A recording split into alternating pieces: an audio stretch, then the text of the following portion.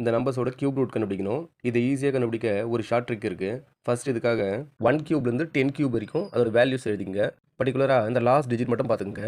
ஒரு cube number 1ல் முடிஞ்சால் அதோட கியூப் ரூட் 1ல் முடியும். ஒரு கியூப் நம்பர் 8ல் முடிஞ்சால் அதோட கியூப் ரூட் 2ல் முடியும். இந்த மாதிரி இந்த யூனிட் டிஜிட் மட்டும் பார்த்துக்கணும். இப்போ கொடுத்துருக்க நம்பர் எடுத்துப்போம். லாஸ்ட்லேருந்து 3 நம்பர்ஸ்க்கு ஒரு பார் போடணும். 8, 3, 2 இந்த 3 நம்பர்ஸும் சேர்த்து ஒரு பார் போட்டு நெக்ஸ்ட் ஒரு நம்பர் தான் இருக்குது, இதுக்கும் ஒரு பார் போட்டுக்குங்க. இப்போ இந்த நம்பரில் லாஸ்ட் டிஜிட் என்ன இருக்குது பாருங்கள், 2. இந்த இடத்துல கியூப்பில் எந்த நம்பர் 2ல் முடியுது பாருங்கள், 512.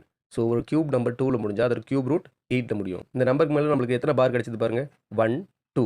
அப்போ கண்டிப்பாக அதோட கியூப் ரூட் ஒரு 2 டிஜிட் நம்பராக இருக்கும். இங்கே என்ன டிஜிட் வரும்னு கண்டுபிடிக்கணும். இதை கண்டுபிடிக்கிறதுக்கு இந்த ஃபர்ஸ்ட் பார் மட்டும் விட்டு ரிமைனிங் என்ன இருக்குது பாருங்கள், 5.